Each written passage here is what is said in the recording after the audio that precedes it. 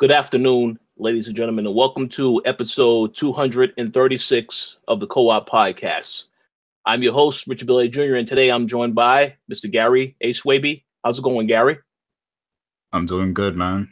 Good to be back on the show once again. I'm excited for today's topics. How you doing, Rich? Doing pretty good. Yes, definitely have a lot to get into today. All types of topics, including some interesting discussions. So it should be a fun show. We're also joined by Mr. Jake James Lugo. How's it going, Mr. Lugo? I'm doing good, Rich. We had an overall good week with some gaming news stuff to touch on, but we're going to have some serious conversations today. Some things to kind of unpack and kind of address or whatnot. Absolutely. Definitely. We're also joined by Miss Dana Abercrombie. How's it going, Dana? Hello, everybody. It's going great. That's good. And we are joined by the infamous, the famous Mr. Max Muller. How's it going, Max? It's going good, Rich. Thanks for the intro. Happy to have the whole crew back. Yes, I agree, 100%. All right, so as we have already mentioned, there's a lot to get into today. But before we do any of that, we're going to let you all know what we have been playing, because I do know that we've been playing a lot of stuff. So, Mr. Lugo, how about you start us off and let us know what you've been playing? So I've been busy, as always. There's a couple games I've been playing for review. We actually now have our Dragon Ball FighterZ review now that's up on the website. And I could happily announce, because it's still in the works, even though we haven't figured out the details yet, but I'm trying to get somebody from Bandai Namco very soon to do a one-on-one interview with me about Dragon Ball FighterZ that I'm pretty sure you guys are going to get a big kick out of. But hopefully that happens sometime later this week if we're able to figure it out. But the review is up now. I believe I scored it about an 86 out of 100. I thought that was a fair score. One of the things that I said about Dragon Ball FighterZ is that it's probably one of the best anime to gaming adaptations to date, and I really believe so, because I feel it's a faithful adaptation of the series, the IP, the anime, the manga. I think it's a lot of fun. I think that if you're a Dragon Ball fan, if you love anime or that style of anime, and if you love fighting games, you're going to get a real kick out of Dragon Ball FighterZ.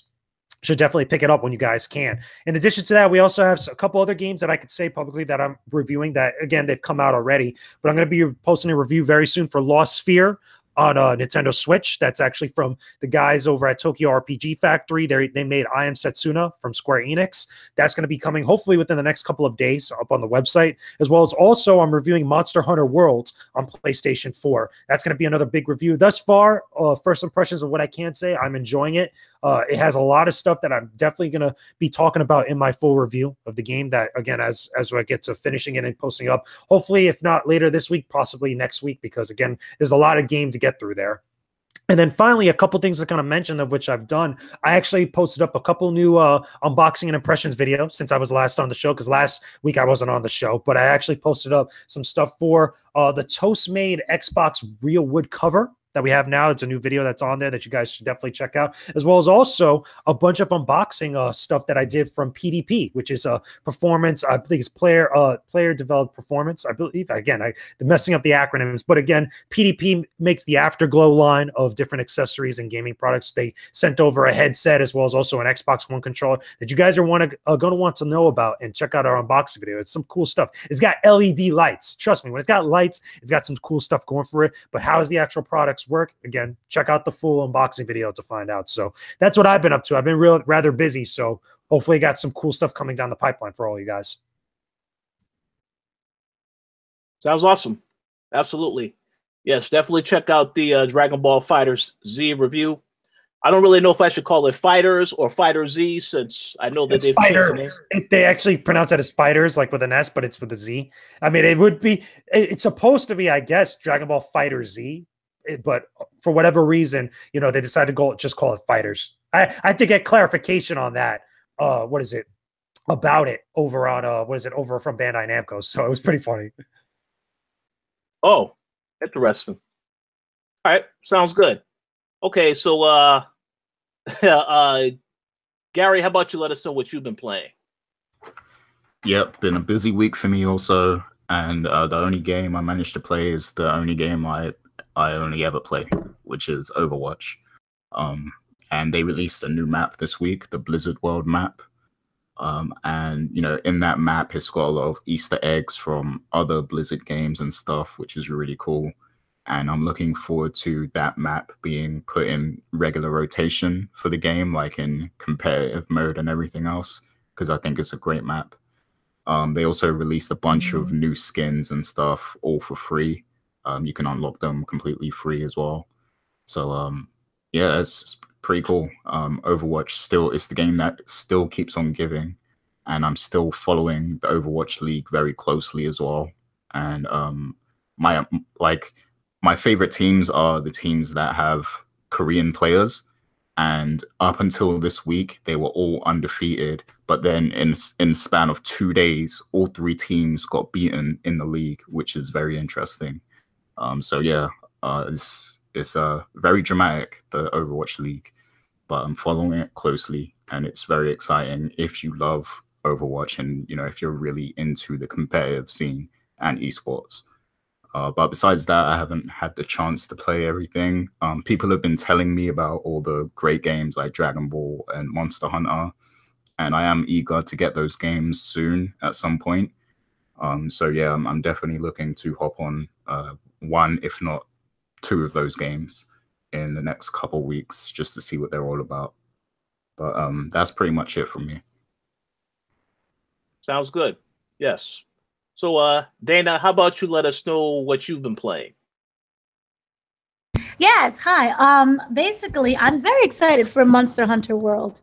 As you guys know, I did the preview back during the Comic-Con, New York City, New York Comic-Con back last year. So to see this as a full game available, I'm just so happy for it. So far, it's looking really nice. I have also been playing a little bit of Sonic Mania.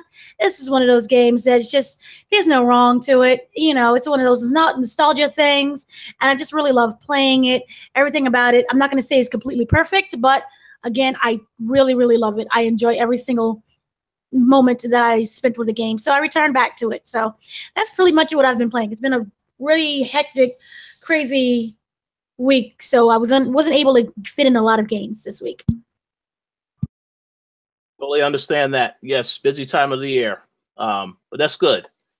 How about you, Max? What have you been playing? All right, so this week I got quite a bit of game time in. First up, I want to address the Sea of Thieves closed beta, because I got to spend some time with that this weekend.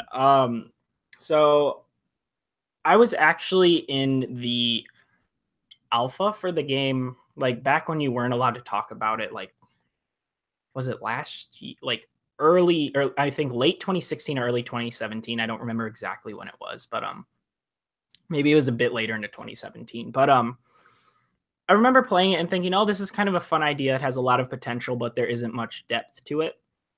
And, I figured, oh, this is just an alpha, that'll definitely change over the next couple of years as more comes to the game. Well, after playing the closed beta, I can say it was almost the exact same thing as the alpha, and that kind of worries me. It's definitely a game kind of like Minecraft, where you have to make your own fun and you kind of have to just go searching for things, which is fine. And I like those types of games. I have spent millions of hours in Minecraft over my life and other games like that. But with Sea of Thieves, I just don't quite know what puts me off of it. I was playing it with my brother and like a couple of randoms here and there. And we had a big ship, and we had a crew going for a little bit, and it's fun at first. Like, going out into the open waters is awesome. It's an absolutely gorgeous game. The sailing around, finding islands is really cool. Just like looking on the map, trying to find like cool different spots is really cool. But I guess the issue is that's really where the fun kind of stops. It's really cool to be doing it at first, but it's like you get to an island and there's nothing to do there. You get there and there's like barrels that have cannonballs or bananas or like wood that you need to like fix your ship, or cannonballs obviously to like shoot cannons. And then that's kind of it. There will be skeletons that you can fight and they die in one hit, and the combat is kind of bland. You like either have a gun or you have a sword, and like that's pretty much it. Every once in a while you'll run into other players on these islands, which is then when it can be fun. There's like proximity chat and everything, and you can start yelling at each other and see if you want to fight or anything like that. That can be fun, even though again the combat kind of limits that, and that gets kind of old quickly. And then so basically that's about it in terms of free gameplay, unless you run into other players. Like, out in the open sea, then you can like crash ships and fight each other. But again, that always goes so quickly because you die really fast. It's like, I was talking with Tony about this on Twitter a little bit, and I believe it was Polygon that also wrote an article about how weird it is to play that game. Like, it almost kind of feels like you're drunk all the time. Like, even when you're on land playing it, like some people say it was maybe to like replicate how it feels to be on sea and stuff. And honestly, being on the boat, it does feel a lot better because, you know, there's waves and everything there's going on around you. But when you're on land and it's that same type of gameplay, it just feels kind of off, and it feels like all of your actions are just kind of delayed. But so that's, I don't know, that was something that took a bit of getting used to. But then like the last thing you could do is you can find these things. I forget exactly what they're called, but you buy them. They're basically missions. So they're like, all right, find this island on the map, go to it and dig up treasure, which, you know, is what you expect from pirate games. And like, that's still, other than that, that's like the same thing as just sailing around and going to an island. You know, you find it, you get treasure, you bring it back, which can be exhilarating. You know, like you have to bring it back, make sure you don't run into any other ships and people try stealing it or anything like that. But then you turn the treasure and you get gold, and like the only things you could buy gold with are just like different skins of the other items you already have. I think eventually you could buy other ships that may or may not have been in the beta, but like even getting into like those safe areas, there's still people like trying to just destroy you all of the time. So sometimes it can be really difficult to kind of turn those chests in. And that seems like it's just kind of it. So you're always just kind of doing the same loop over and over and over again. And like the first few times, again, it was fun, like doing the missions and stuff, but there's just no depth to it. Every time it's like, bring a chest back, do another mission, find the island, bring a chest back, do another mission, find the island, bring a chest back. And it's just, I don't really know what it's missing. It's cool for a few hours, and there's just no depth. And it's just, I don't know. It seems to me like it should just be more of a free to play game than anything else. Again, it's definitely beautiful, and going out into the ships or going out into the sea is great on all the different ships, and it's fun to like talk with your friends. But like, I don't know. It's just, I think it needs more to it. Like even when you're standing around on the ship, there isn't much to do. Like you could adjust sails, make sure they're going in the right direction, and then you're all just kind of standing there for a little bit, which is like, I don't know. It's just, it's kind of boring. And we tried finding fun in it. You know, we would get drunk on the ship, which was kind of funny. And your guys like running or like moving all around and you can't control them, which is kind of funny. You know, we did a lot of stuff like that, but I just feel like after like 2 hours, we were like, all right, there's not much else to do. And I can't see that changing much in the full release, unless there's a whole bunch of stuff they just aren't talking about and just didn't put in the beta. But I just don't think that's the case. And then, the other game I have been playing a little bit, especially yesterday, was Monster Hunter World, and I'm a pretty big fan of it. This is my first ever Monster Hunter game, and I'm playing with a Monster Hunter veteran and then another Monster Hunter noob, and then we have like a fourth slot that like fills up and like with different players that just keep coming in and dropping out, like different ones of our friends. But like we have this main core group of 3 that I'm going to be playing the game with.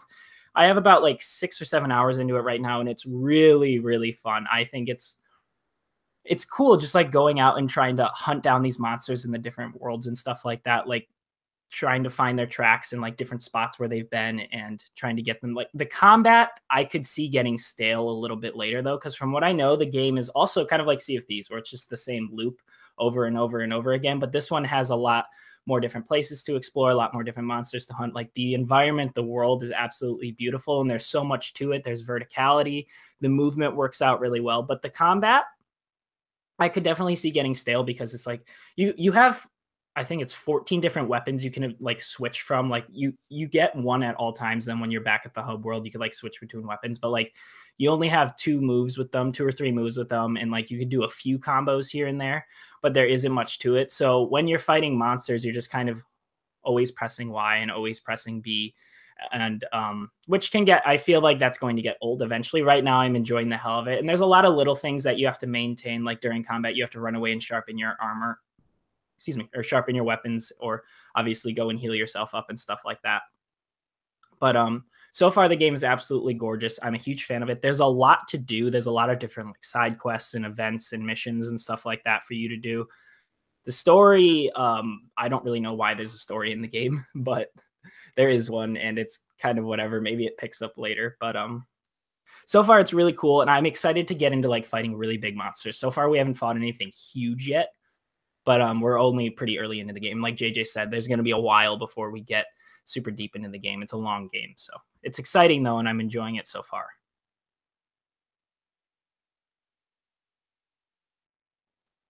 Sounds awesome. Yes. Sorry about that. We had a little brief delay on my end over there. Well, I unfortunately didn't get to play the Sea of Thieves beta. After hearing what you had to say about it, I am going to try it out, although I don't really have high hopes for that game still.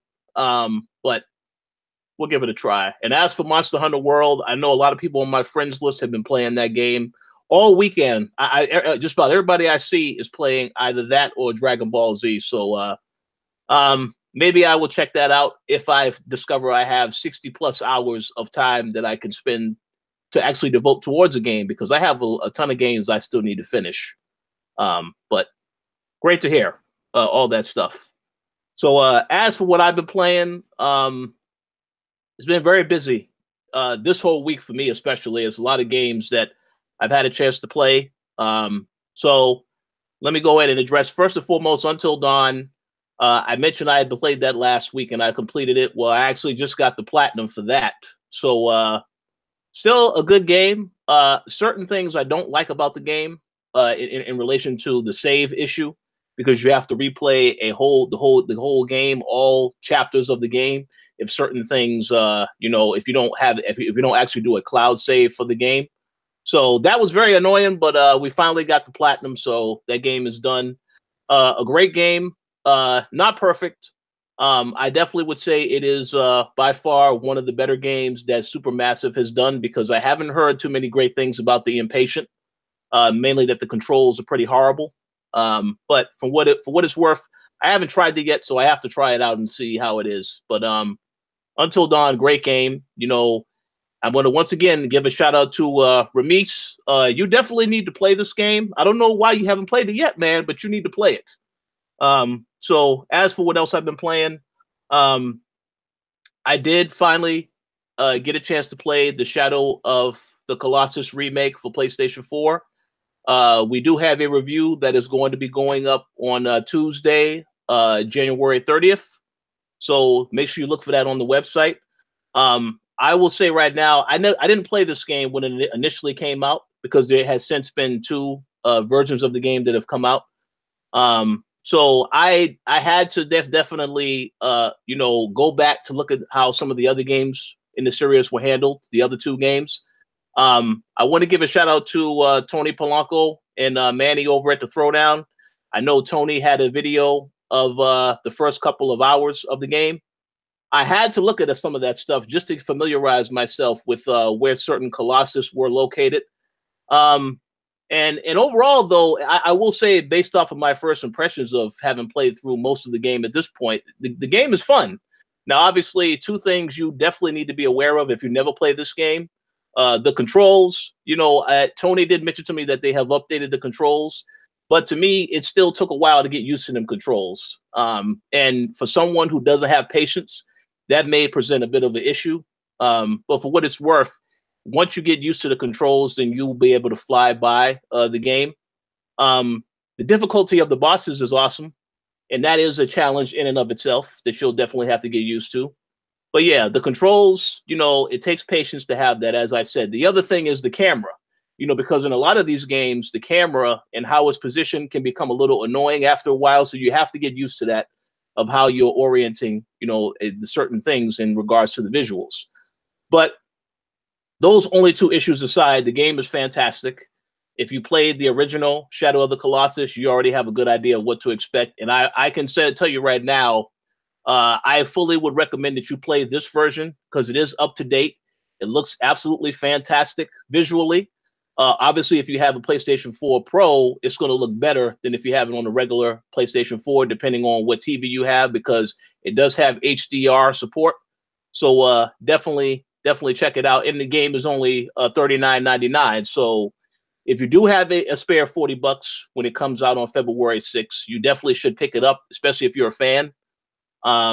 It's a fun game, and like I say that, as someone who didn't play the previous game but played this game, I'm enjoying it a lot. And I think if you're a fan and you loved it so much, yes, it is definitely worth picking up. And again, it's only $40, so you can't go wrong with that.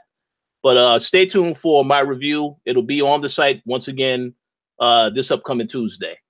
As for what else I've been playing, 2 other games I want to mention. I have been playing Crossing Souls. This is a game I spoke about on the show before. It's made by a small studio called 4Addict. This game is actually coming out on February 13th. It's going to be on PC as well as PlayStation 4. So I will have a review for that also. Right now, we're still a ways away from that. But the game is fantastic. The preview build that I've been playing, as I mentioned before, it takes place during the 1980s. So it has a lot of the same type of vibe that you would get if you was to watch an episode of Stranger Things or even the new It movie.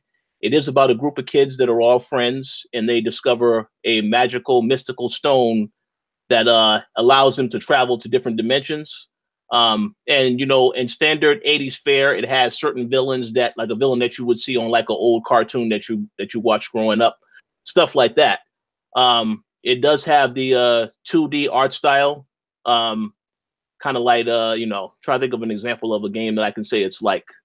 But other than that, I mean, it pretty much is just a great game. It really captures the 80s well. Whether it could be something whereas, you'll see that there's different things within the environment that remind you of the 80s, like posters of Michael Jackson, so on and so forth. So it's a great game in and of itself. Definitely a game that I would recommend people check out when it is coming out. But yeah, February 13th, it'll be out once again on Steam and PS4. No word yet on if it's coming to Xbox. I would imagine eventually it will come to Xbox. But yeah, definitely a game to look out for more coverage on soon. And I will have a full write-up on this game in the not too distant future. And finally, the last game that I got a chance to play. I got a chance to play episode 4 of Batman: The Enemy Within, What Ails You. So far this season, obviously last season in Batman, we got just a slight hint of the Joker. We met John Doe, which is the character that's eventually going to become the Joker. So throughout this season, yeah, the story is more focused on the Joker and who he aligns with. Basically it's leading up to him actually becoming the Joker. Pretty much what I initially saw so far with this game, with episode 4, I think episode 4 by far is one of the better episodes so far this season. I still think episode 3 is the best episode so far this season. And number 1, the first episode, it's up there also. But essentially what happens in this episode, I'm not going to really get into spoiler territory. I'm just going to say it dives deeper into what is going to eventually make John Doe Joker. I like the way that they handled a lot of the characters. One thing I criticized them for in episode 2 is that I felt like they introduced so many villains that they kind of underutilized characters. And in this episode, they go back and we learn more about Dr. Freeze. We get more of an interaction with that character, which is great. There's plenty of action, as far as who Batman faces. But overall, I mean, I would have to say, so far this season, definitely better than the first season. Just in terms of, this anticipation for what's going to happen with Joker. And by the end of episode 4, depending on your choices, it's very interesting what does happen with Joker. Again, I'm not going to spoil anything. I will have a write-up about this, as well as, for those that may have missed the first couple of episodes, I'll have a write-up about that also soon on the website. So stay tuned for that. But I can say if you enjoyed the first season of Batman, you'll definitely enjoy the second season. It has a lot more villains. And, it does continue a lot of the decisions that you made last season into this season. So definitely check it out if you're interested. And stay tuned for my coverage on that, as well as all the other stuff that I mentioned. Because as I said, I've had a very busy week playing games, but all very good experiences. So stay tuned. So that pretty much covers what we have been playing for this week. We found out recently that EA has confirmed that Anthem has been pushed to early 2019. According to the articles that we've seen online, the reason for this being is because the BioWare team feels a little bit of pressure to get this game right. This is just to give people a little bit of context. The BioWare team that created the original Mass Effect, they are the team that's working on Anthem. They stated that the initial fall 2018 date was never something that was actually going to happen, but that they are now saying that the safer bet is 2019 early next year because they need more time to make sure that they get this game right. So I wanted to get you guys' thoughts on this particular news. I do have a couple of things I need to say because we already know the EA has had a pretty bad track record, especially last year. There's so many bad things happened last year with EA. So Max, since I know you were, I believe, the biggest Mass Effect Andromeda fan on this panel, maybe you can shed some light on what you think about this news first and foremost.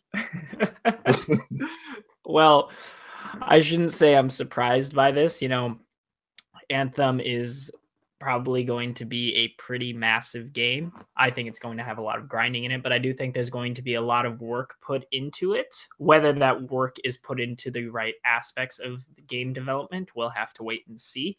But I don't think this is much of a surprise. I honestly didn't expect it to come out this year in the first place.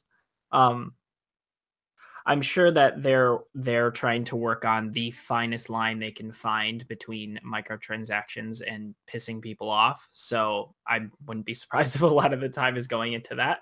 But I mean, I would be incredibly happy to see that maybe this delay could also be caused by them rethinking the design of the game and being like, hey, maybe we should actually give people something to play without spending a whole bunch of money after already buying the game. And, you know, that'd be really cool. Maybe they are redesigning like the core design around the game and everything like that.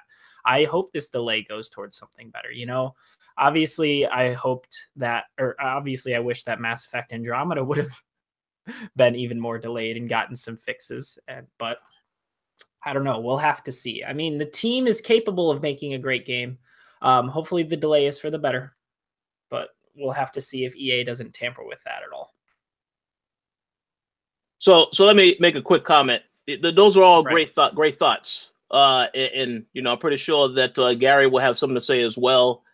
We already know that EA likes to tamper with stuff, so I don't really know what's going to happen with that. I would like to hope that they will let this BioWare team, you know, stick to doing what they do best, but we'll have to wait and see. Now, I probably should have mentioned that we also know that the next Dragon Age game is also in development. I don't really know when that's coming out. I think right now all of the focus is on Anthem. They did mention they have pretty much almost every team working on Anthem right now. So, I mean, let's be honest here, okay? Anthem is supposed to be EA's version of Destiny. They've been very clear, very transparent. That is essentially what they are doing. Although it's still supposed to have strong story, strong characters, the stuff that BioWare is known for. But yeah, the always online, all this other stuff that Destiny has. This game is essentially their version of that. So I kind of feel like the game has a chance to be great if they are actually paying attention to what's happening with Destiny 2 right now and the way the fans are responding to that game. But because EA is involved, I don't have faith that they are going to handle this game the right way. And you know, obviously they did mention that if the game is not handled the right way, then BioWare would definitely be in a lot of trouble next year.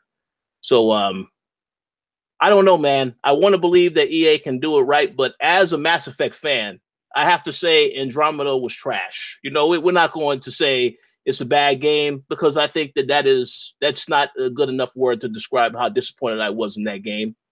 But Gary, as a Mass Effect fan, I know you and Ramis had a podcast about Mass Effect Andromeda and how fantastic they all thought it was. So what do you think about this news? Oh, Mass Effect definitely wasn't fantastic. It was a piece of garbage. But yeah, as for Anthem, I think, you know, it's probably a case of they saw the backlash with the, you know, the loot box system in Battlefield, and they were like, okay, let's take out all the loot boxes from Anthem and delay the game to 2019. So that's probably what happened. But I think it's probably for the best to delay it, just to make sure it is perfect, because now they've got a lot of negative press on them already. So they kind of have to, you know, deliver with that game at this point, because a lot of eyeballs are going to be on it. And a lot of people are already questioning, you know, what they're doing with BioWare and if they've kind of ruined BioWare, because, you know, we know BioWare for making some of the best RPG games ever, you know, and since EA's kind of taken control of them as the evil corporation and everything, the quality of their games has significantly dropped. So this needs to be good, to be honest with you, to erase all doubt, about BioWare as a studio.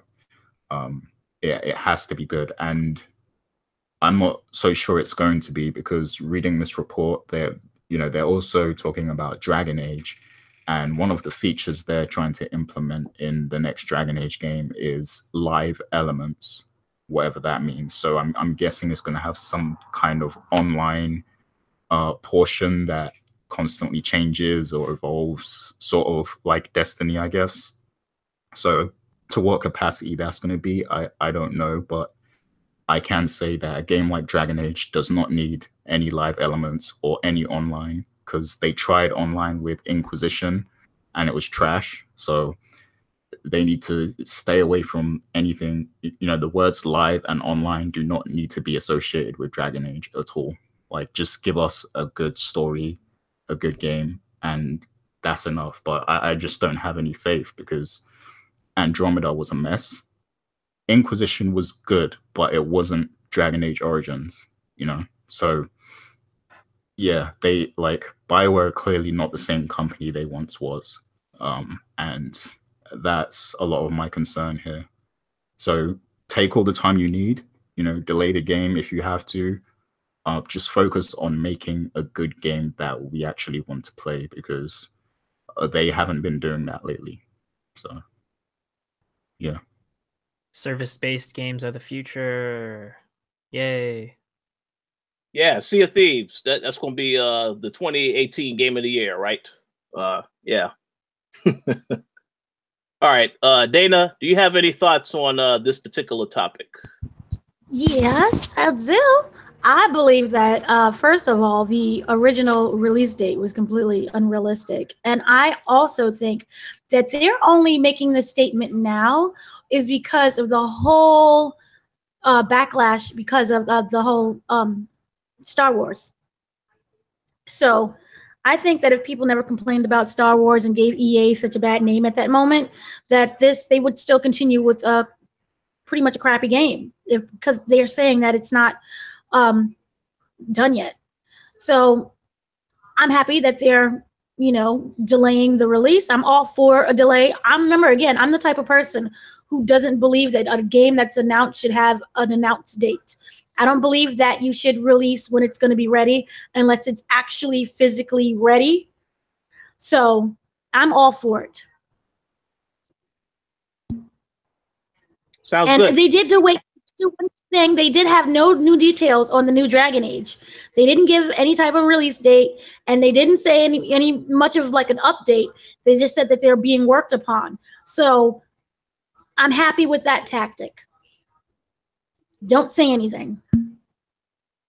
I just want to make a comment. I also am happy with that tactic, but I also expect that at that E3 EA show, we're going to see a concept. It's going to be another concept show where we'll see, okay, this is what we're thinking about doing for Dragon Age. There may not be nothing to show yet, but we already know how EA rolls with some of these reveals. So I do expect that to be the case at E3. We'll know about this game by E3.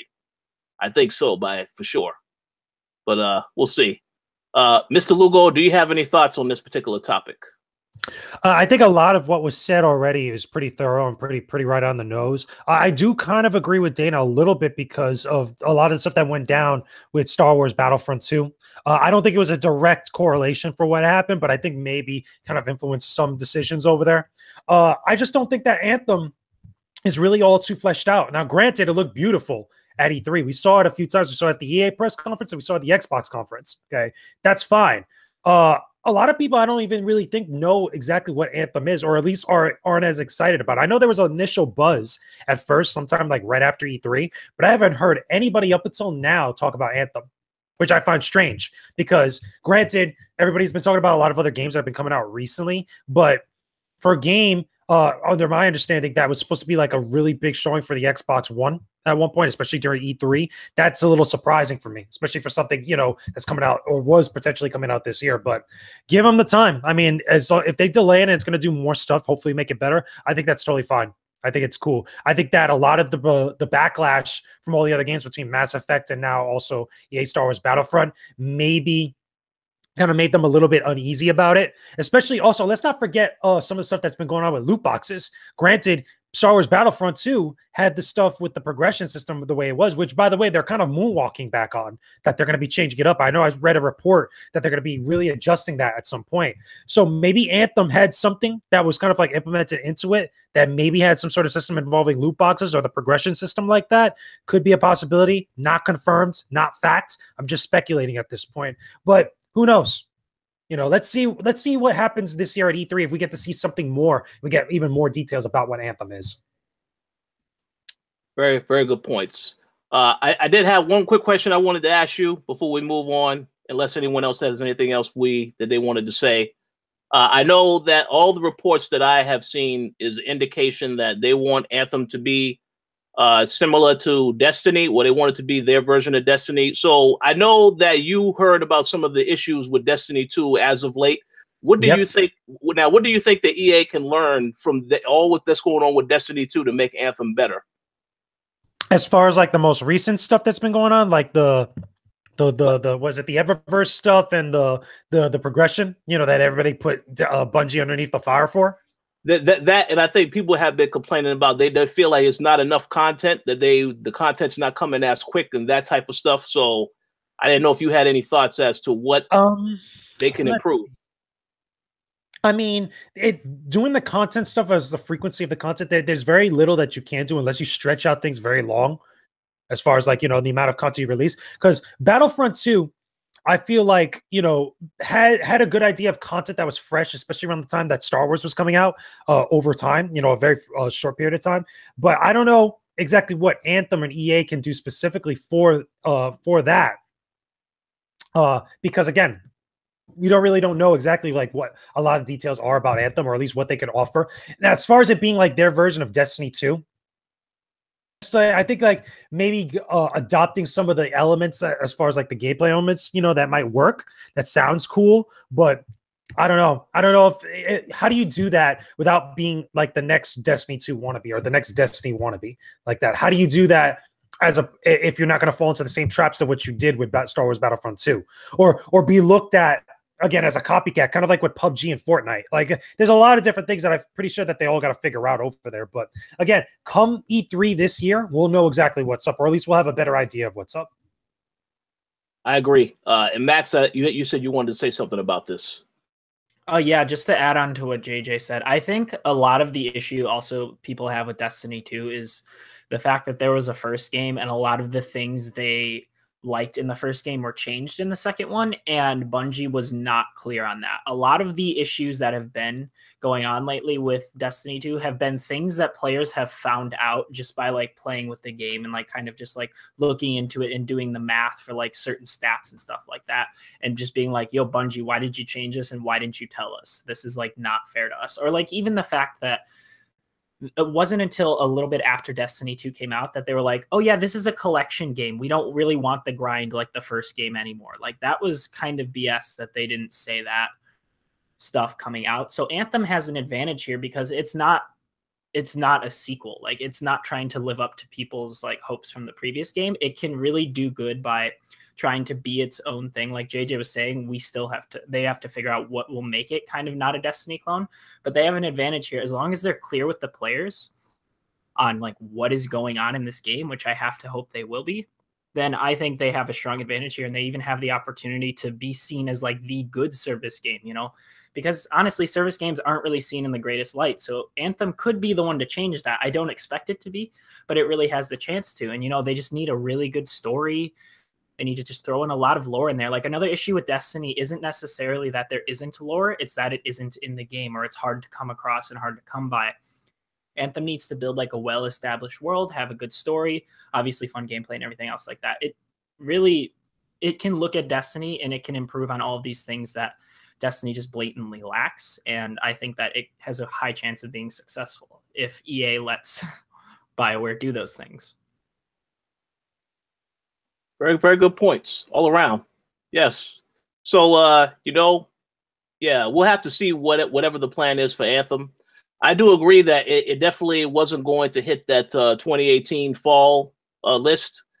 There's a couple games I don't think that are, going to make it this year. But this one for sure, nah. So I'm glad they delayed it, but we'll see whatever this game turns out to be.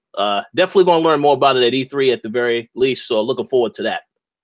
But yeah, let's move on to the next topic. And I'm actually going to give the floor to you, Dana, because this is going to be our entertainment portion of the show. So please feel free to tell us what's going on in entertainment news this week.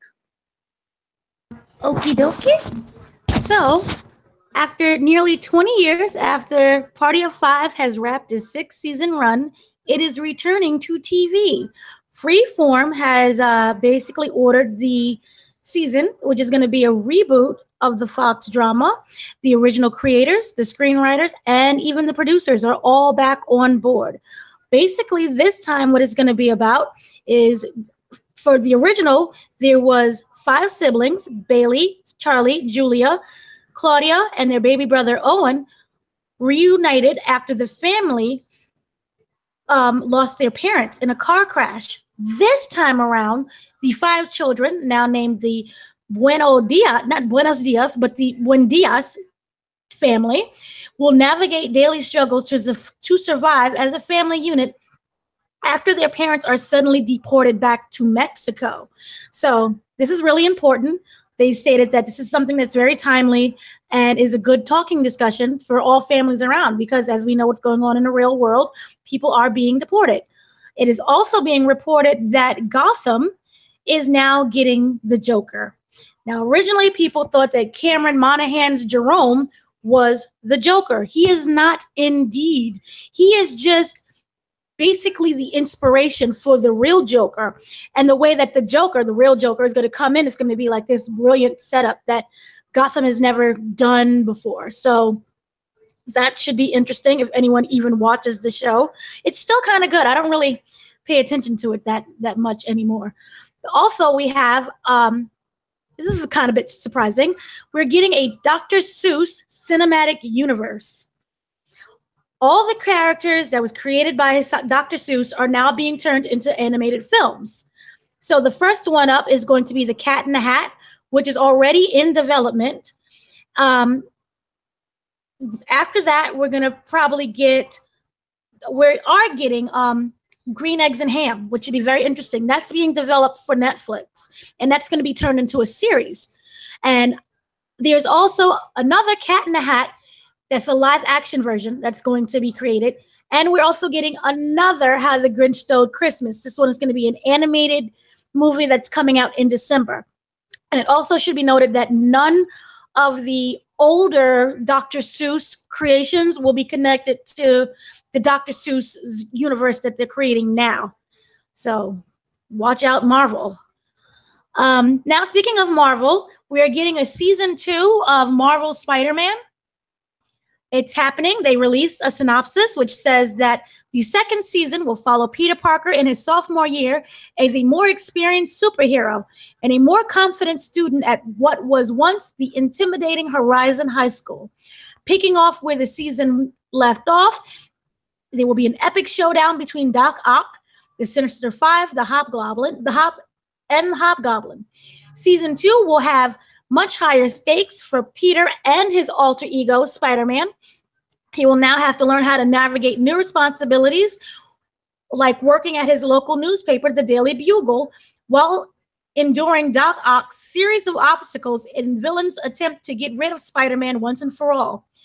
The action-packed season will continue to touch on Spidey's related themes, including friendship, loyalty, and heroism, while staying true to its signature sense of comedy.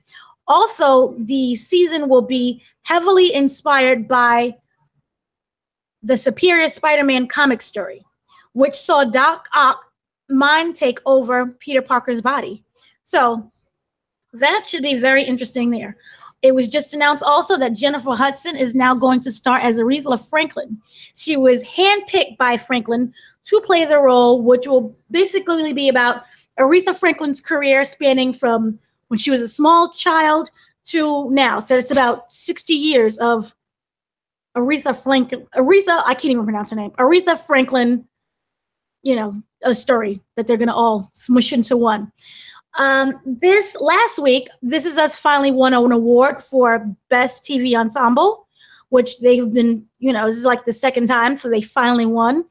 And also, if you watched previous, after 2 years, we finally found out what killed Jack, which was like a teaser from the pilot, so I'm not spoiling anything. He was dead since the pilot. We know that. We don't know what killed him. We don't know why Kate was upset, but we finally understood why, and it was a slow cooker, the crock pot. Basically, it shorted and set the house on fire, but it should be noted that the crock pot was over 20 years old, and it was a hand-me-down. Here's the interesting twist. In real life, people are expressing their anger for the crock pot by throwing out and burning their crock pot in real life. So it got so bad that the creator of the crock pot had to open a Twitter account to say, please don't do this to our products. We're very sorry that Jack died, but, please don't attack us. They're getting a lot of hate mail, a lot of angry tweets. And it also got bad that the series creator had to step in and was like, let's not all lump crockpots together just because this one fictional crockpot killed a fictional character. So people are very upset. We will finally see the actual fire happen after the Super Bowl. So it's going to be a very depressing day for us after the Super Bowl. Either way, we're all going to be depressed, even no matter whoever team wins. We have to sit through another hour of watching Jack die.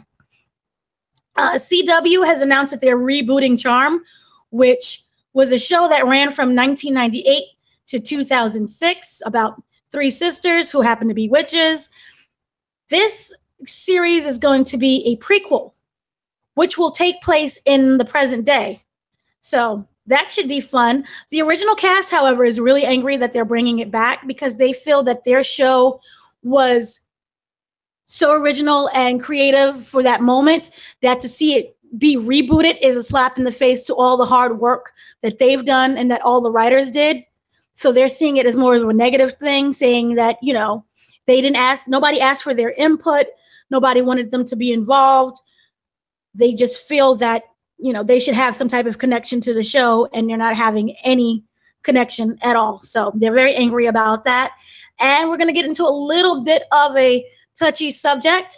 Scott Baio has been accused of molestation allegations by his former Charles in Charge co-star. The 46-year-old actress is claiming that between the ages of 14 and 17, she was molested repeatedly by Scott Baio. Scott Baio, however, took to Facebook Live and said that he is refuting everything. His wife was also on there. She was very angry. The actress' name is Nicole Eggert. He's basically saying, I'm here to talk about some allegations that have made against me that aren't true by somebody named Nicole Eggert. So he's even completely forgot that he knew her. The reason I'm doing Facebook Live is because nobody can edit me. Nobody can change what I say. These are my words, and what I'm telling you is the truth. He continued, I'm going to knock down all these false claims against me. My reputation is being damaged. My family is being put through this, and I'm done. I'm done. So I'm going to walk you through this methodically, and hopefully people will be patient because what I'm being accused of is horrible. I'm being accused of inappropriately touching her when she was a minor and having sex with her when she was a minor. He denies all claims. However, he says that once Edgar turned 18, they had a consensual sexual relationship, which was instigated by her. He claims that she seduced him at 18 and he gave in. He also says that now any normal heterosexual red-blooded American guy, the outcome would have been the same. The same thing would have happened. She seduced me. She came in the house and started kissing me. Baio also claims that Eggert was recently scheduled to go on Dr. Oz and that a producer from the show had contacted him about her claims, and he says that they are having a cease and desist letter that is going to be delivered by his legal team. So she will not even appear on the show, and hopefully she'll be shut down. Now, really quickly, the Oscar nominations were held on Tuesday. We have the Best Picture. I'm not sure if anybody saw this at all. We have Call Me By Your Name, The Darkest Hour, Dunkirk, Get Out, Lady Bird, Phantom Thread, The Post, The Shape of Water, Three Billboards Outside Ebbing, Missouri. For lead actor, it's Timothy Chalamet. I'm pretty sure I butchered that name. For Call Me By Your Name, Daniel Day-Lewis for The Phantom Thread, Daniel Caligula. Oh, Lord, I sound like Tiffany Haddish right now. Daniel Caligula. I'm pretty sure I butchered that too. For Get Out, Gary Oldman for The Darkest Hour, Denzel Washington for Roman J. Israel Esquire, which I believe Richard saw. Lead actress is Sally Hawkins for The Shape of Water. Frances McDermott, Three Billboards Outside of Ebbing, Missouri. Margaret Robbie for I, Tonya. Saoirse Ronan for Lady Bird. Meryl Streep for The Post. William Dafoe for supporting actor is William Dafoe, The Florida Project. Woody Harrelson, Three Billboards Outside of Ebbing, Missouri. Richard Jenkins, The Shape of Water. Christopher Plummer, All the Money in the World. Sam Rockwell, Three Billboards Outside of Ebbing, Missouri. Supporting actors, this is going to be really quick, I promise. I'm not reading everything. Mary J. Blige, Mudbound. Allison Janney, I, Tonya. Leslie Manville, Phantom Thread. Laurie Metcalf, Lady Bird. Octavia Spencer, The Shape of Water. Also for director, we have Dunkirk by Christopher Nolan. Get Out by Jordan Peele, which I have to say is for the very first time. And for his first try, he got, Best Director. So yay for him. Lady Bird is Greta Gerwig. Phantom Thread, Paul Thomas Anderson. The Shape of Water by Guillermo del Toro. I just wanted to conclude this just for the laughs of it. For Best Animated Feature, they actually nominated The Boss Baby. And they nominated Ferdinand, which means that John Cena is part of an Oscar-nominated film. And also for adapted screenplay, I did not see this coming. I am so happy we have Logan. So that is everything that has happened, and yay for Logan and Jordan Peele. Man, that's a lot of interesting entertainment news. Most of that stuff you said I didn't even know about. So I just want to say something real quick. I know we have a few other topics we got to get into, but I have to comment on this. What the hell is up with the Dr. Seuss universe stuff? Everyone's doing their own universe. We have Marvel, we have DC, we even have the Godzilla Monster World thing. Remember the Mummy? That's its own universe. So they're going to introduce Dracula. Remember they also did what was it? The guy who did Russell Crowe played Jekyll and Hyde. So everyone is in their own universe. So now we get Dr. Seuss. Makes no sense, but I'm kind of happy for Dr. Seuss because his stuff was always positive and happy, and yeah, need that introduction.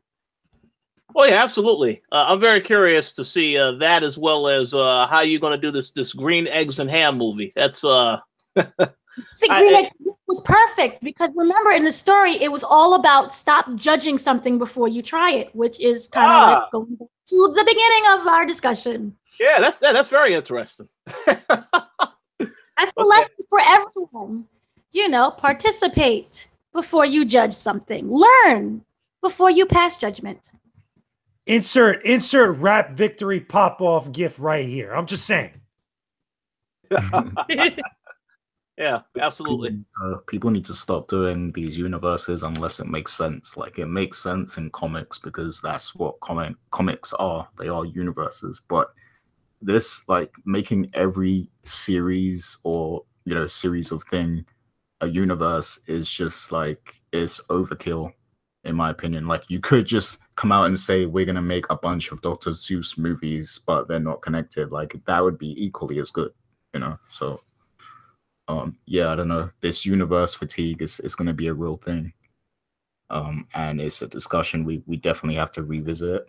And real quick on the topic of John Cena and the Oscar, I know John Cena's probably expecting that because he's had everything handed to him in his career already. So, Ooh. yeah. Yo, you're sounding like a hater right now, Gary, is all I'm saying. I mean, I don't like John Cena, but yo, that sounds like haterade to me. John Cena has I am low-key hating though. But yeah, I am hating, but that's just funny. I just find it funny that John Cena's nominated. You realize that if that picture wins that, right, that the WWE is not going to stop talking about that, which would be funny. Oh yeah, absolutely. You're right about that. Man, that's crazy. I think if that happens, we're gonna see Roman Reigns win an Oscar like 2 years later or something. Oh hell no! Oh hell no! I don't know what movie is he gonna be in. I'm that guy, the guy. Oh no, the big dog. That's the name. Of the movie. Transformers now can be an Oscar-nominated movie because John Cena's doing that one too. Now hold on, let's not be talk crazy right now. Okay, one step at a time. One step at a time. Technically, it is though. Didn't it win like something like sound or was nominated for some type of editing? So yeah, Hey, Star Wars is taking that. Like Star Wars is in that category for sound. Yeah. And I think I heard that Blade Runner was nominated for best visuals or cinematography. That is definitely going to win that award. If I don't know what else is in that category, but it belongs in that category because the movie looks fantastic. The movie, all the other stuff may not be quite as great, but it looks fantastic. So we'll see. One last comment I did want to make, and this is very random. I heard about the This Is Us stuff. I've started to look at that show after I heard you talking about the show, Dana, and I will just say this. I heard them advertising that event as a soul-crushing event. So all people are prepared to be crying. The people who watch the Super Bowl and they're rooting for their team, and then their team loses and then have to sit through that. Oh, yeah, there's going to be a lot of crying going on that day. Yeah, every time, see, we kind of get screeners for that, but every time something major happens, they cut off the screening.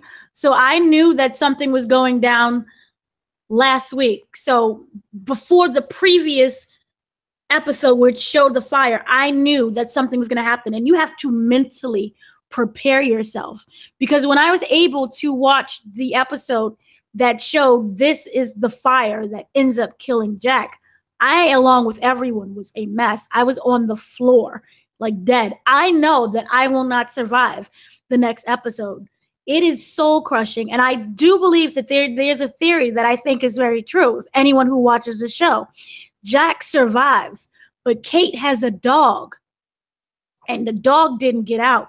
So Jack goes back in for the dog and the fire kills both, which explains why Kate always feels that she killed her father and she can't take dogs. She can't be around a dog.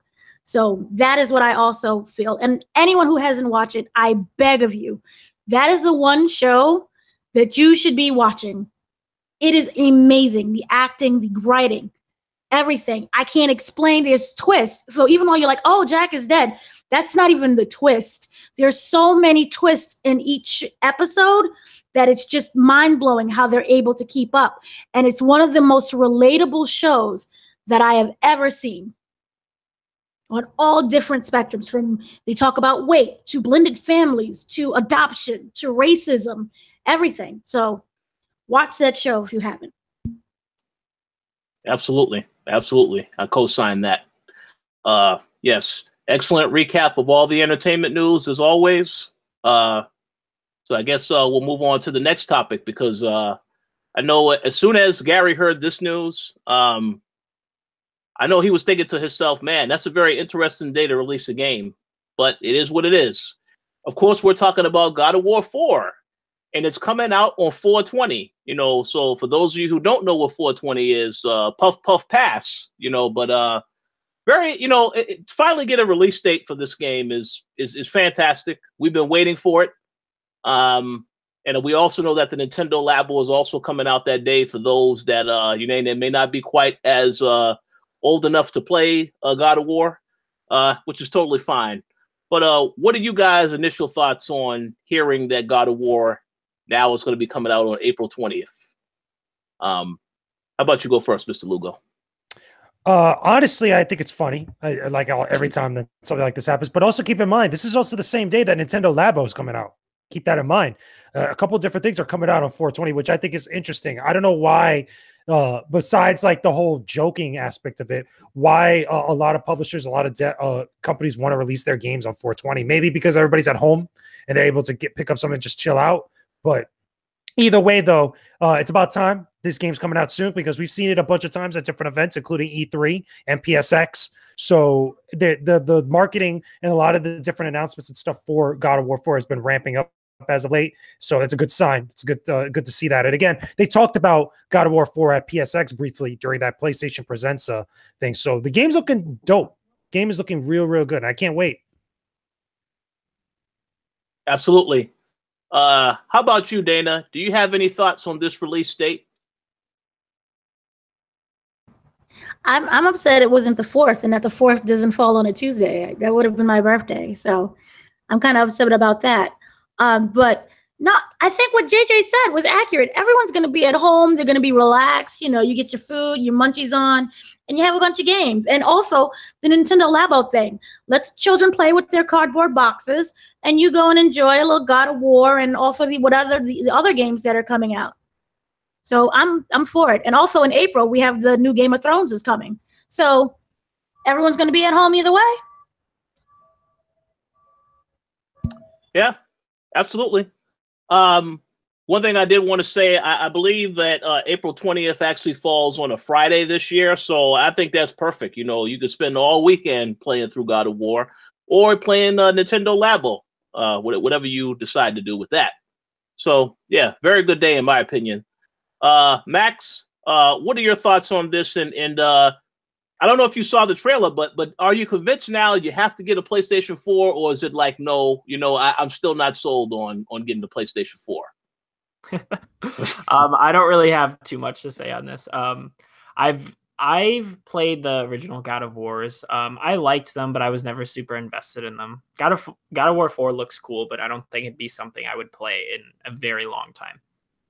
But it's good for the fans of the series. Like, I know Reggie's huge fan, so I'm excited for him, and I hope it's good.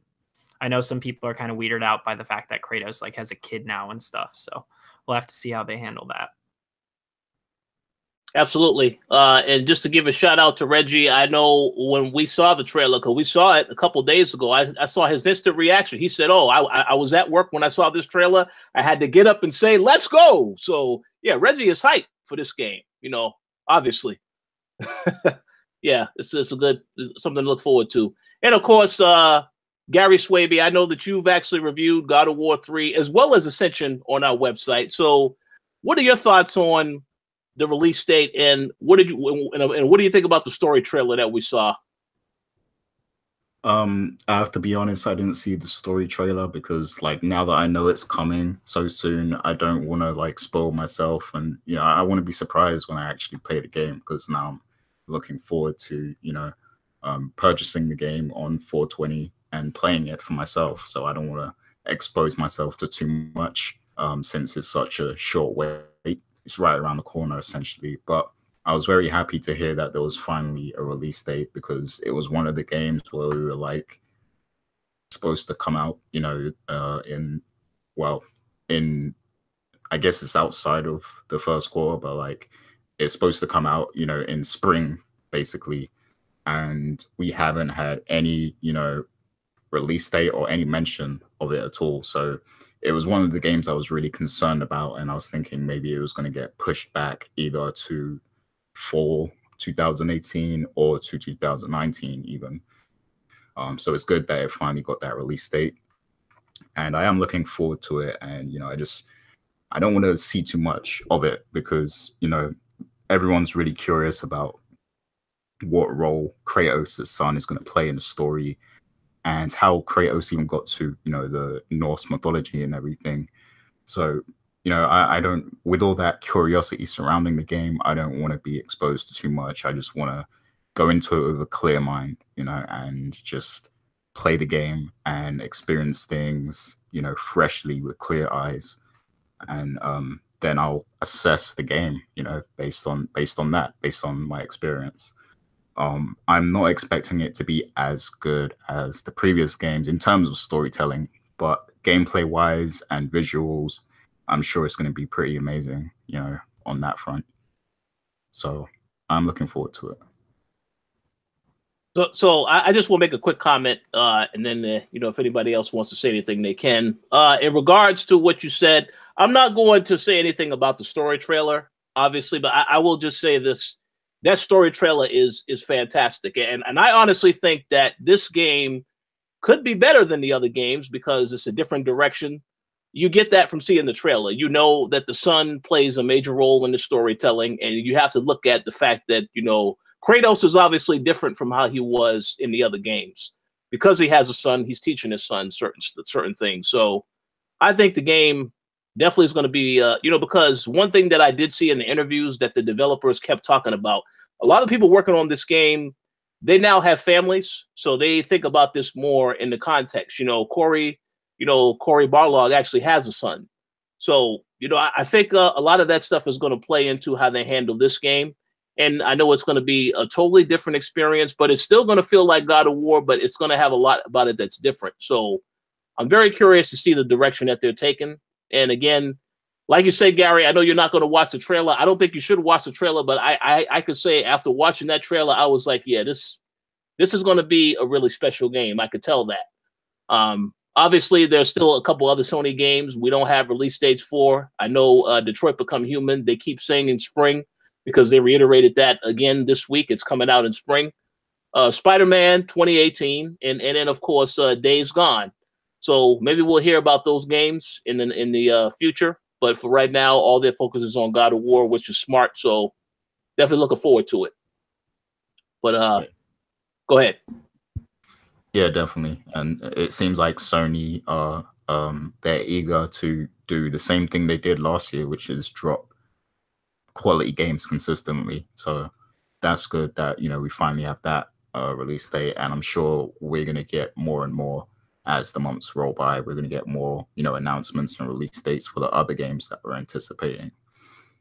And as for the trailer, you do have me intrigued to watch it now, but I'm not sure because I have this new. Don't watch it. Don't watch it. If you want to be surprised, just wait. Yeah, I have this new rule this year, and this applies to gaming and movies. Like, I don't want to overexpose myself to something that I'm really looking forward to. It's the same for Avengers Infinity War. Like, I'm not going to watch any more trailers now for that because I just want to see the movie, you know? So I have a strict rule on that going into 2018. And the only time I will watch trailers is if I'm actually watching a press conference, because that's part of the experience. But besides that, I'm actively trying to avoid them. Totally understand that. Dana, did you have anything else that you wanted to add? Random thought. What happens if the whole thing with the kid is just like some big swerve and he dies? That right there would be amazing. And then everyone's already pissed because he's like, oh, what's this kid? It's a kid. No. So he's died. But then those who really want to know the kid and, you know, gets attached to the kid, he's died. So it's just great all around. Kill the kid. It could be an actual swerve. We get so attached to the kid by just the different trailers that they have, especially the what was it? The story trailer. So there you go. Kid's dead. I think that'll be a very interesting swerve. I know I've heard a lot of theories of people think that Kratos will die in the game also, and that the kid is. So, oh yeah, no, I think your approach, what you described, that'll be a very interesting, because nobody would see that coming. I don't think that the kid, because you know everything is building to, well, he's teaching the kid that the kid is going to be the one that is eventually going to take on a much greater responsibility. So that would be very interesting if they did that. And like he goes to the psychological thing, did I push my kid too much? Was he not enough?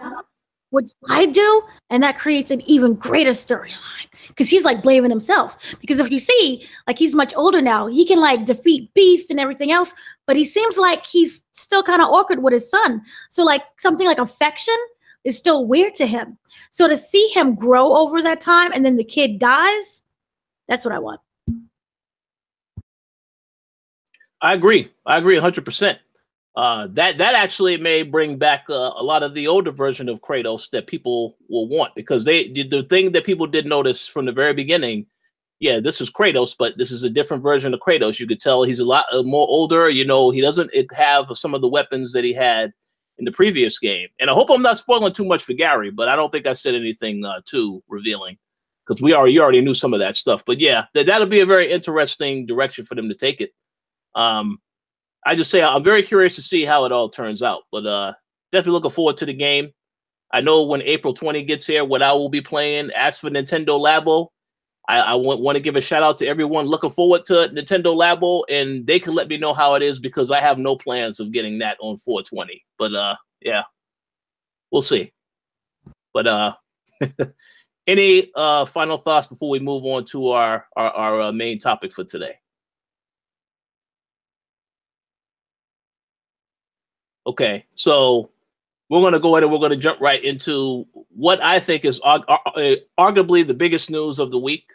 I think that the God of War release date was a major news story, but this story here, very, very interesting. I think it overshadowed a lot of stuff, and it was announced earlier this week that Microsoft's Game Pass service is now going to include Microsoft Studio exclusives. So in the actual statement that was put on Major Nelson's blog, they mentioned Sea of Thieves, State of Decay 2, Crackdown 3, as well as future entries in the Forza series, the Gears of War series, and the Halo series will all be included day one in Xbox Game Pass feature. And of course, this service can be used on either Windows 10 computers or Xbox One consoles. So I wanted to get you guys' initial thoughts on this particular decision made by Microsoft, and whether or not this has a chance to impact Microsoft as a whole moving forward. You know, will the games continue to sell past this, or is this a sign that they might be moving away from the console and focusing more on a service model? So Max, I know that you said that you play Sea of Thieves. You said that you love the experience, you know, so much that you're going to be picking up Sea of Thieves day one. So what did you think of this news by Microsoft? Well, I think it's a pretty cool idea. It's definitely interesting. It's a step forward for digital distribution, of course. And, you know, Microsoft is always toying with things and doing kind of weird stuff like this. So it makes sense that they were the company to have done this. It's definitely good value. I've seen some statistics. Apparently, the average Xbox gamer only buys 2 to 3 $60 games a year. So this is, I guess, Microsoft's way of still trying to get like everyone's money, because there's going to be a lot of people that won't buy all these releases and stuff like that. So that's cool. But I guess this is kind of the cynical side of me, I guess, but I do feel like this is part of a bigger picture, and I feel like this is sort of a step towards Microsoft trying to go almost like fully digital in a way, or just to start like the streaming service of games. Even though I understand with Game Pass you can download games, which is that's amazing, thank God, and that needs to stay that way for a very long time because of people's internet services and stuff. But the thing is, if everyone starts buying into this, because it's $10 a month, like even if I wanted to try out Sea of Thieves, hell, what if we like didn't get it for review or something? I could still pay $10 a month, play it, or pay $10 for 1 month, play it for like 3 weeks, and then cancel the subscription. You know, like that's crazy. That's a really good deal. Either that, or they're going to hike the price up eventually once they sort of get people in, like Netflix has been doing. But I do think this is their kind of foray in trying to get people like kind of trapped in their ecosystem, trying to like get the game just streaming sort of rental service going digitally. I don't know. It's really interesting. I feel like the end goal isn't good for the consumer, though. I feel like the end goal is a lot more Microsoft centric than it is consumer centric, even though this sounds like a great deal for now. Kind of like Movie Pass, I guess. You know, Movie Pass is like really cheap. You can see a bunch of movies. I feel like there's some sort of sinister thing behind that. Or like with Facebook, how they introduce a new feature, get everyone used to it, and then they start throwing ads in it, and like people aren't going to stop using it because they've been using it for the past year or two. So I feel like it's going to be something like that. So we'll have to see. But at like face value, it's a really cool idea. Like, this is huge, good for them. You know, this could be something that would convince people to go Xbox over PS4, I'd say. Like, definitely. But yeah, it's good for them. It's cool. I personally can't invest in it because I don't have the time to play all those games. Like, I already don't have enough time to play the games I have now. But that would be something I would love to have if I had the time for it. So yeah, I could see why people would like it. All right, so I agree with pretty much everything you said. I'm gonna say a few things and then I'll move over to whoever wants to say anything on the subject. I think the fact that Microsoft decided to have this service and you know, to have the whole subscription thing, it's great. But I also think it's a clear and direct sign that a lot of the people, when we kept talking in the past about, you know, people aren't buying the games, the people who you see that Microsoft announces a new exclusive and then it doesn't sell well or people aren't buying it. Well, this, I think that hints to that, because now when you tell someone that you can only pay $10 to access this game versus $60, or I think a lot of people will be more willing to try it out for $10 than $60. So I think it's a smart move by Microsoft. For right now, just the Microsoft Studios games, which definitely has to be said multiple times, because I think a lot of people think, well, it's every game. Well, no, it's not every game.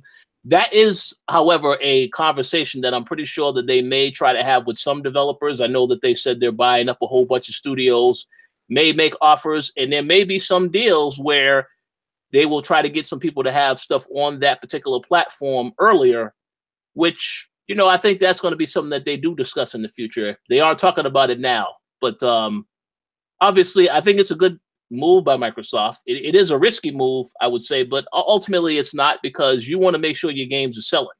When they made the decision to have their games also come to PC, that was a very, very good decision, because I'm pretty sure in the past, when they just had a game out on Xbox One, maybe a lot of people didn't buy it. So introducing PC into that whole conversation changes everything. So I think a lot of people are going to definitely buy a lot of these games. It definitely will increase some sales over time, depending on what title it actually is. I think a game like Halo or Gears, that game will sell itself. So I expect those definitely to still continue to be the big sellers. But then the little smaller stuff like Sea of Thieves, yeah, a lot of people, they may be more willing to try it by only paying $10. So I have to give them props on this. I know I've criticized Microsoft a lot in the past, but I have absolutely nothing bad to say about this decision. I think it was a wise decision and very curious to see how it pays off. So wanted to get someone else's opinion. Dana, how about you let me know what you think about this decision by Microsoft?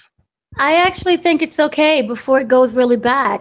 I feel that this gives the spotlight to smaller games, or games that really haven't really heard that much about, or games that could be good that we originally thought was crappy.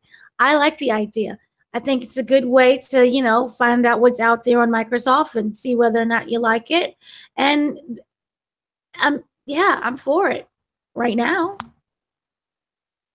Yeah, well, yeah. Until as Max said, until they reveal, oh, well, wait, we do have another agenda, but they're not going to reveal what that is right now. No, they're not. But I think that it, like I said, it gives, you know, more eyes on a game. And right now, that's what people need. Or with anything, they need a larger audience. And when you're browsing through something and you see that you already have this, it's already paid for technically, and you like, oh, what's this game over here? What's that? Let me try it. And you end up discovering something new. It's like the Netflix of gaming. Exactly. So that's what Phil Spencer's goal was. So yeah, he's pretty much right on pace with that. Yeah. So Mr. Lugo, do you have any thoughts on this particular topic? Yeah, I've heard a couple people talk about Game Pass a few times, and a lot of them seem to be in kind of agreement that this also takes a big jab over at places like GameStop. And the reason being is because this is like, if this works out in Microsoft's favor, especially with new releases, because they said they're going to have exclusives and new releases that are going to appear on Game Pass, which I think is great. But that also allows people to really pick up new later releases, you know, just from either downloading them or being able to stream them or get them through the service without having to go to a GameStop. And this could be the first steps down the line, you know, not immediate, but obviously further down the line towards GameStop being kind of obsolete. It seems like a lot of people are really looking at this as like one of the first roots are kind of like, foundational things for that type of change, towards that digital only era, that digital only movement. And I could totally see that. I mean, obviously this has to be successful for a lot of Xbox One owners. That's a big deal. I think that you could tie this in with a lot of other deals involving Xbox Live. And I think also if this works out for Microsoft, you're going to see other places that could possibly jump in on this. Like, I mean, even though Sony doesn't really have to do so now because they have PlayStation Now, which is kind of similar when you think about it in some ways, they could also adopt whatever works with Microsoft into their own thing. And then now you have both major consoles, Xbox and PlayStation, having something similar that offers that same type of service. And then eventually Nintendo will probably follow suit later on because they're usually late to the party on these types of stuff. But I could totally see that happening years from now, maybe like after a couple of years or something. Again, provided it's successful like that. But again, we'll know as we go along. Absolutely. Agreed. Yes. And how about you, Gary? What are your thoughts on this new development regarding Microsoft? Yeah. I mean, initially when the news broke, you remember our conversation, Rich, you said it in the chat and everything, and I joked about it. I was like, what games? Because, yeah, but that was just a joke. Like, on a serious note, this is both very smart and very desperate of Microsoft. So let me start with desperate. It's desperate because they know they can't easily compete with the PlayStation and now the Nintendo Switch. Those are kind of the two juggernauts in the gaming industry at the moment. And, as the MPDs have shown over the past few months, like Microsoft are finding it really hard to compete with that, especially with the fact that they don't have a lot of, top tier exclusives that people are, eager to buy at the moment. Obviously, they actually sold the most. I don't think they outsold the Switch, but they outsold PlayStation in December. Thanks to PUBG and everything, and that's a very, very small victory for them. In the long term, it's going to be harder for them to compete. So, it's desperate because they want to now. Their tactic is to undercut the competition. And, they're undercutting them by offering, full games at such a low price, obviously it's a monthly basis, but I'm not sure how the logistics of Game Pass works, like whether you can just quit, 1 month and then subscribe the next and then quit again. I'm not sure if that's how it works, but go ahead, Rich. Oh, no, Yeah, I was going to say you can do that, and they did announce when they announced that news, they're going to have a 6-month, $60 card that they're also going to be releasing. So if somebody wants to sign up for 6 months one time, they can do that, and then if they want to re-up, they can always do that also.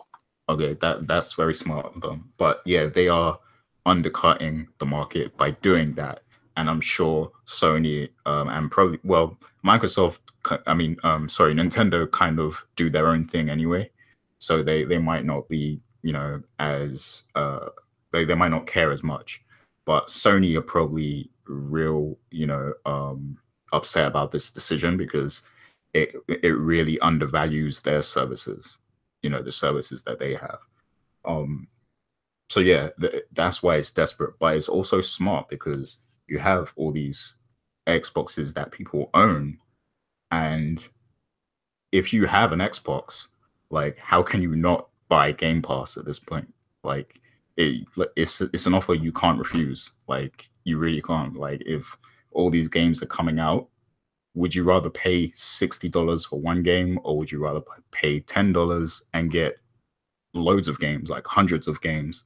Like, it's a no-brainer. So that's basically guaranteed money that they're going to get from anyone who owns an Xbox. And you mentioned Windows. I didn't even know that this was a Windows thing too. So are you saying that when the new Halo comes out and the new Forza comes out, those games are going to be on PC as well?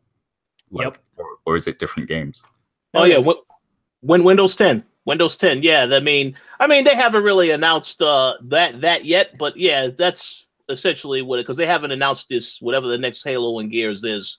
But yeah, that's definitely, I think, going to be a standard. They're going to continue. Because remember they said like pretty much all first party games are going to be play anywhere. Like they're oh gonna be yeah, both. yeah, you're so right. That's So and obviously, if the game plays on Xbox, then it'll play on PC. So it's really only going to be first party titles that can take advantage of it on PC. Like it even says on the official Game Pass page, like Game Pass is not available on PC, and it's technically not. So it's only these first party games. But that's still, in my opinion, even worth it for PC gamers.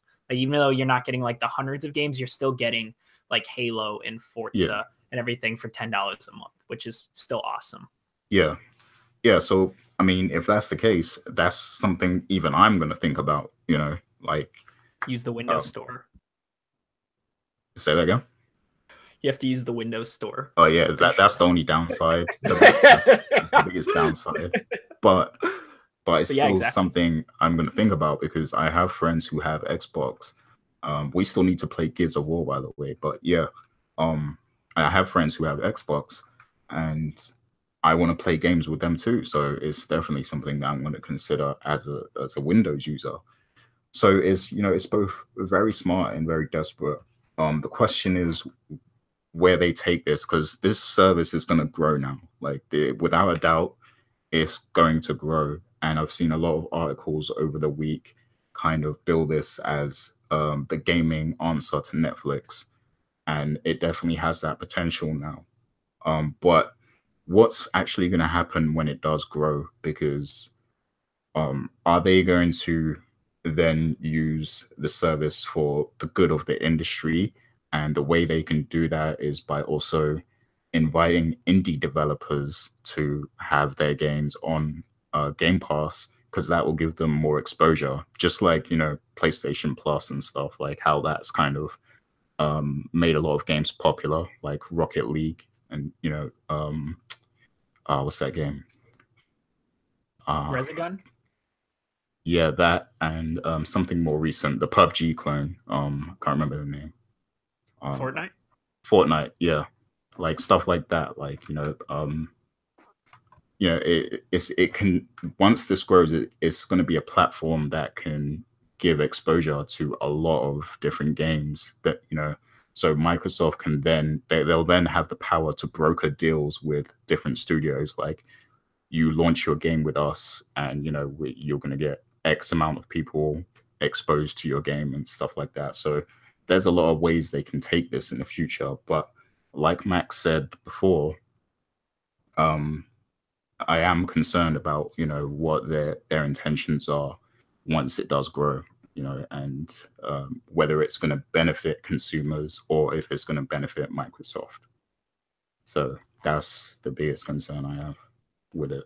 Well, I'll make a quick statement. I think Max is going to say something else. I'll just make a quick statement. I think the fact that Phil Spencer has a bigger role there now, that does give me some hope that, because Phil is a gamer, he understands gamers. So I have to think that he has a plan for this. Now, obviously, the people above him, I don't know. I mean, he's the head of Xbox. I don't know if he still has the answer to anyone else. But obviously, we'll see what the long-term plans are. But I do believe that I have at least some faith knowing that Phil has a higher role. And he can control a lot of this stuff. But I do think, as you said, they'll definitely have a lot more indie titles that they will try to get more shine on. And I can also see Microsoft approaching other companies, even though they said that they really don't really like the third-party exclusive thing. I could definitely see them approaching other companies to try and get some of those games on their platform. But we'll have to see about that, because right now the first-party stuff is the focal point. I know they're all focused on Sea of Thieves at the moment, which is smart. Then you got State of Decay 2 coming out, as well as Crackdown 3. So they definitely got to focus on those titles for now. And we'll see what they do as far as the other games they got coming out later this year. But Max, I think you were going to say something, so go ahead.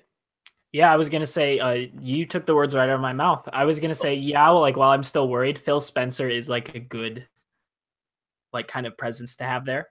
Definitely, because he is a gamer and he seems to at least really care about like what the gamers want. Like he does a good job with that persona, even if it is fake.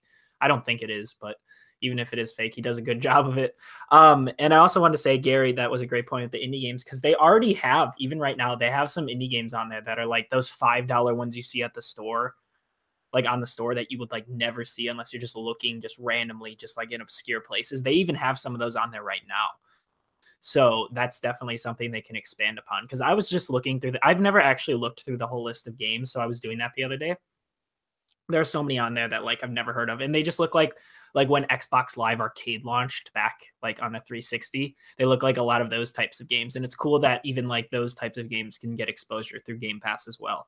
They still, my one thing is I don't know if they limit it to 100 games, because they do switch games in and out. Most of the time they all stay the same, but like I think it was like Metal Gear Solid 5 just got taken off, or will be taken off like the 31st. So like that's kind of big, but like I think the core ones stay.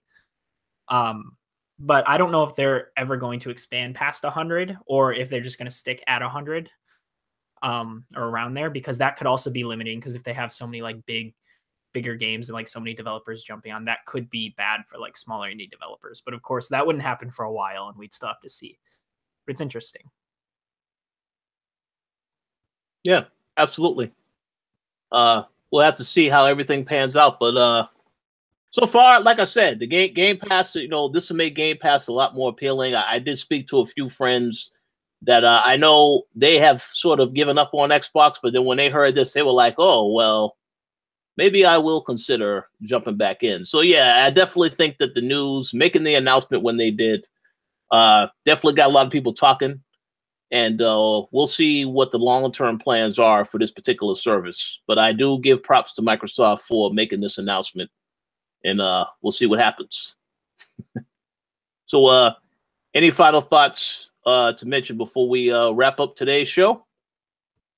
Do you think Sony will respond by altering PlayStation Now in any way? They don't have to. They don't really need to. Honestly, they're good for the moment. Like I've said this before. Oh, good. Oh no, go ahead. Continue.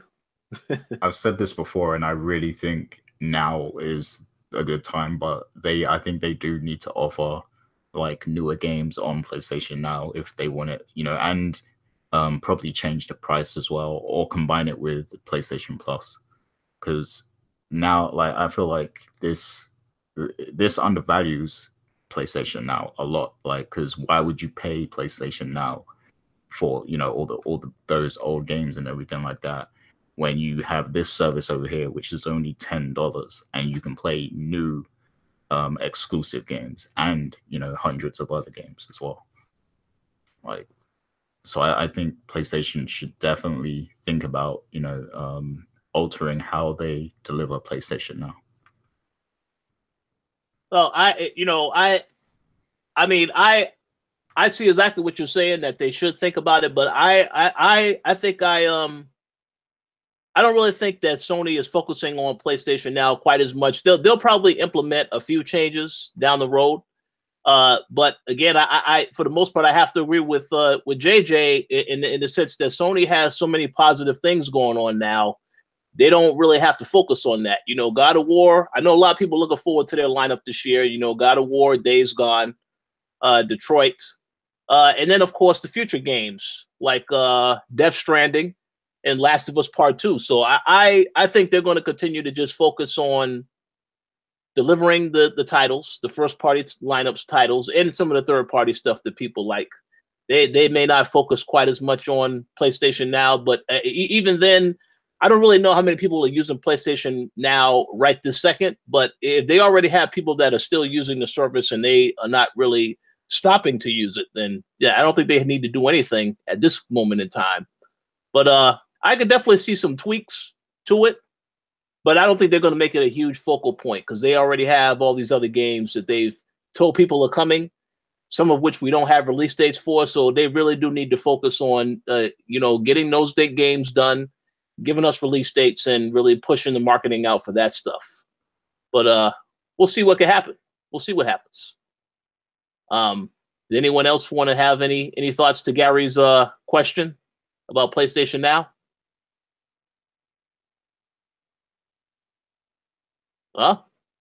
So it's no longer play. Hey, yeah, no concern for PlayStation Now. Then, so we'll see what happens though.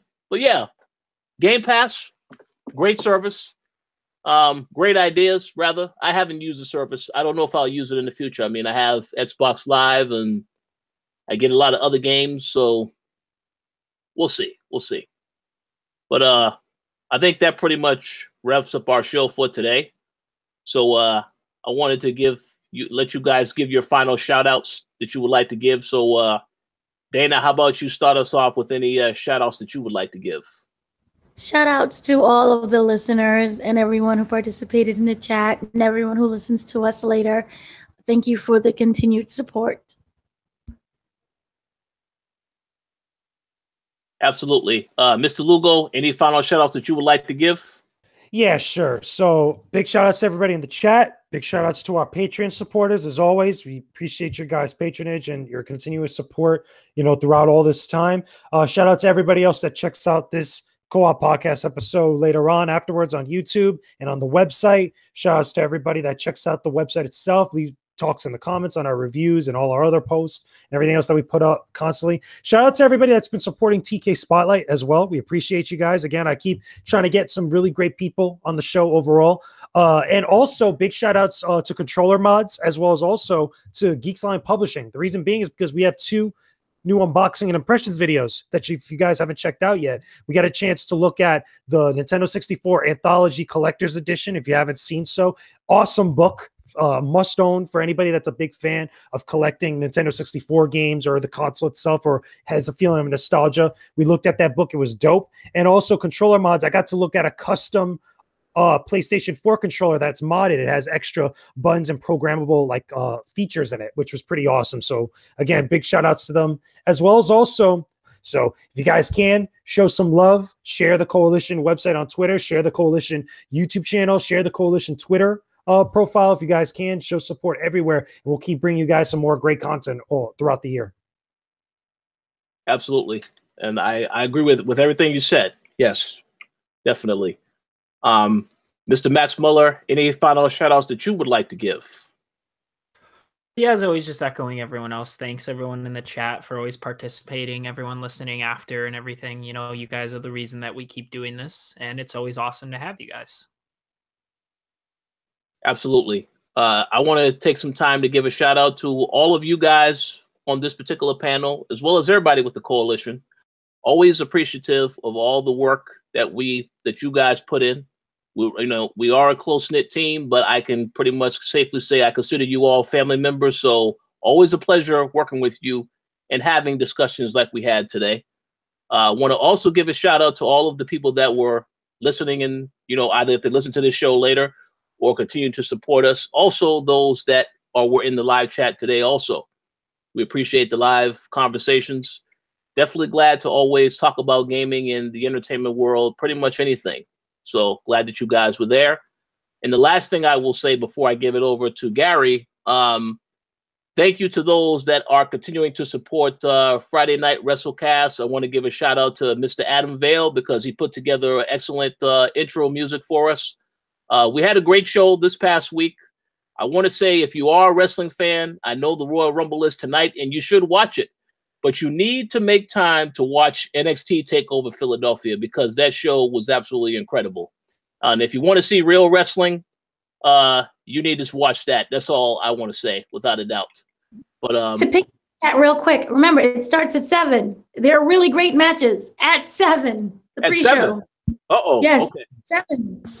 Okay. Not 8. 7. All right. Hey, well, we'll be watching. Absolutely. Okay, Gary, the floor is yours now.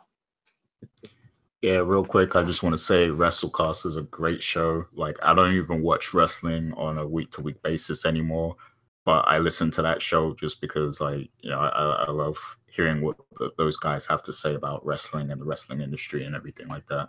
So definitely check that out. As usual, big shouts to all of our Patreon supporters.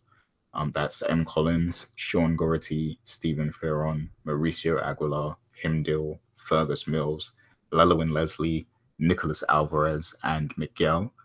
Also, big shouts to everyone who joined us in the chat today. The chat was lit for sure.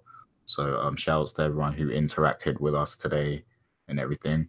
I also want to shout out my Overwatch partner that I play competitive with. His name is Clemio. So big shouts to him, because I know he actually subscribed to the Koalition now after I told him about it and stuff. So I definitely want to give shout outs to him. And also, before we leave, I just wanted to make an announcement about the new schedule for, when we post up the show and everything. So as you know, after we record live, the show goes on private. So you don't, get to watch it back straight away unless you're a Patreon supporter. But we are making some changes to that and tweaking it. Obviously we release the segments, every day. For a few days after the show takes place, we start dropping segments from the show. But we will now post the full show on Wednesdays. So, if you did miss the live show, you'll get the show in full, the video version, on Wednesday. But besides that, you also get the segments as well. So you can also, check the segments, or you can basically consume the show however you want to. You can listen to certain segments if you want to, or you can listen to the whole thing in full when it releases. And if you're a Patreon supporter, you're going to get to hear this right away as soon as the show ends. So just wanted to update everyone on that. And, big shouts to everyone on the team here. It got very emotional today, and I'm happy to have this family here, with everyone at the Koalition, and even, the Throwdown crew and everything. They're also family. So big shouts to everyone who works at the Koalition at the moment or has worked with us in the past. And that's pretty much it. Absolutely. Well said. Thank you all for listening this week, and we will talk to you all next week.